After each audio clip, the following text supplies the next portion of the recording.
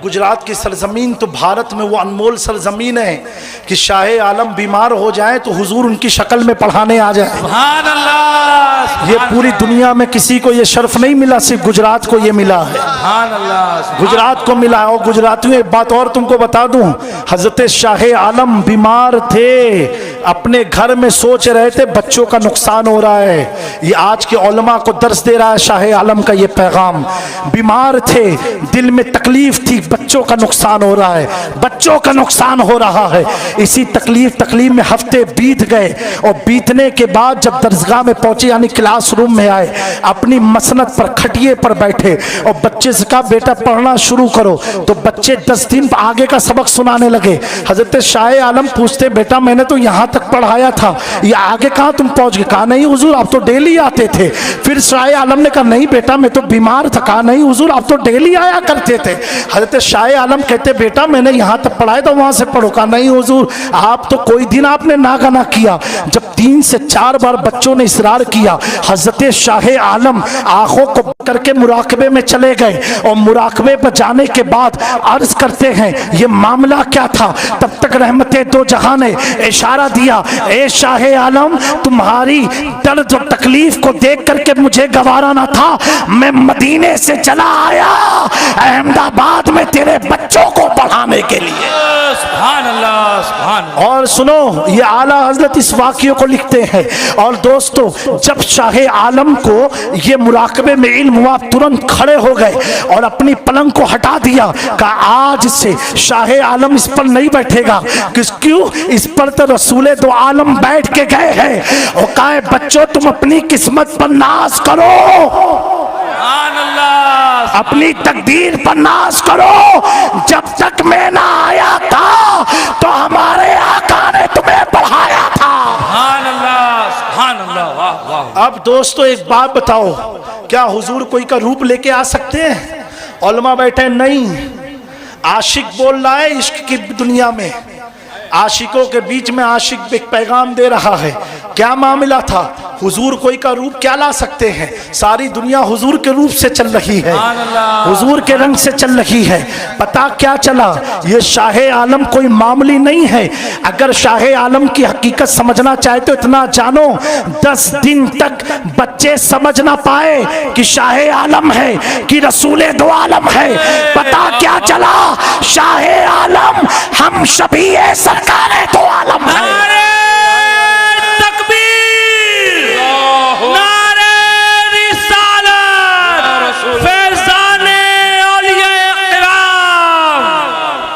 ये गुजरात की धरती को एजाज हासिल है कि जहां हुजूर ने खुद आकर के दर्स दिया हो। ये वाक़या हज़रत शाह आलम गुजरात उनकी तरफ मंसूब है और मशहूर है कि वो बीमार पड़े तो हफ्ता दोपहर के लिए ना आ सके, और जब वापस आए तो तलबा ने कहा कि आप रोज़ाना आते थे। बहरहाल इस वाक़े पर तबसरा जो उनका है, इस वाक़े पर तो कोई बात नहीं, लेकिन इस पर जो तबसरा उनका है वो ही महल एतराज़ है कि इन्होंने हज़रत शाह आलम को हम शबीह सरकार दो आलम करार दे दिया। ये जुमला बड़ा ख़तरनाक है इनका, और इस बात से इनको तौबा कर लेना ज़रूरी है, क्योंकि हम सुन्नियों का मुत्तफ़क़ा अक़ीदा है कि आक़ा करीम सल्लल्लाहु तआला अलैहि वसल्लम की तरह उनकी शबीह, उनकी नज़ीर, उनकी मसील, उनकी मिसाल, उनकी तरह दुनिया में कोई नहीं पैदा हुआ और नहीं होगा। इमाम इश्क़ व मोहब्बत, इमाम अहले सुन्नत सरकार आला हज़रत अलैहि रहम व रिज़वान लम यात नज़ीरों का फ़ी नज़रिन मिसले तू नशुद पैदा जाना, ये फरमाते हैं कि आपका नज़ीर और आपका मिसल पैदा ही नहीं हुआ और आया ही नहीं। लम यात नज़ीरों का फ़ी नज़रिन, किसी नज़र में या रसूल अल्लाह आपका नज़ीर आया ही नहीं। मिसले तू नशुद पैदा जाना, ए मेरे आका आपकी तरह कोई पैदा ही न हुआ। तो हर तरह से मिसलियत का इनकार है, और हम सबों का अक़ीदा है हुज़ूर अलैहिस्सलाम की तरह उनका शबीह कोई कैसे हो सकता है। अल्लाह ने तमाम मखलूक़ात में सबसे ज़्यादा हसीन तर मेरे आका करीम सल्लल्लाहु अलैहि वसल्लम को बनाया, حضرت یوسف علیہ السلام کا حسن ظاہر ہوا، میرے آقا کا حسن زیر حجاب رہا، اس لیے ان کے ظاہری حسن پر زنانِ مصر فریفتہ ہوئیں اور انہوں نے بے ساختہ غیر ارادی طور پر اپنی انگلیاں کاٹیں، مگر آقا کریم صلی اللہ علیہ وسلم کا حسن تو ہے زیر حجاب رہا۔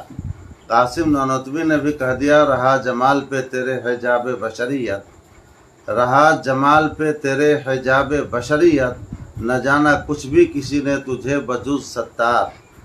آقا آپ کو آپ کے رب کے سوا کسی نے نہیں جانا، آپ کے چہرے زیبا پہ، رخ زیبا پہ بشریت کا حجاب لگا رہا، تو آپ کو تو آپ کے رب کے سوا کسی نے جانا ہی نہیں، تو آپ کی طرح دنیا میں کوئی کیسے آ سکتا ہے، کوئی کیسے پیدا ہو سکتا ہے؟ تو اس طرح کا جملہ استعمال کرنا بالکل غلط ہے۔ ہاں، یہ آقا کرم فرمائیں تو کسی کی شکل میں آ جائیں، کسی اپنے مخصوص بندے کی شکل میں، مخصوص امت کی شکل میں آ جائیں تو یہ آقا کا کرم ہوگا، لیکن ان کی شکل میں آ جانے کا مطلب نہیں کہ اب جن کی شکل اختیار کر لیں حضور، ان کو حضور کی طرح کہہ دیا جائے، یہ تو انتہا درجہ کی نادانی ہوگی۔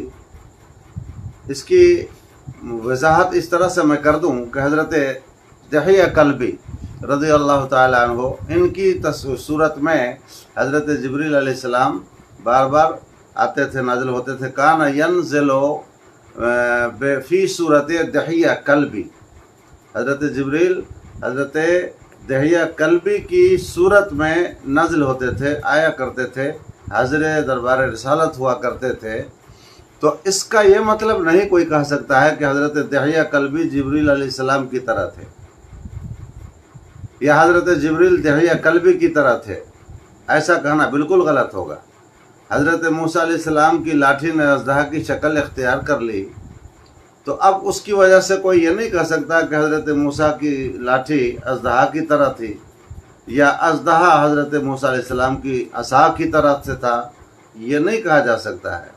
یہ صرف سمجھانے کے لیے بول رہا ہوں تاکہ ذہن میں یہ بات بیٹھے کہ کوئی چیز اگر دوسری شکل اختیار کر لے تو اس کا مطلب نہیں کہ اس دوسری چیز کو اس پہلی چیز کی طرح کہہ دیا جائے۔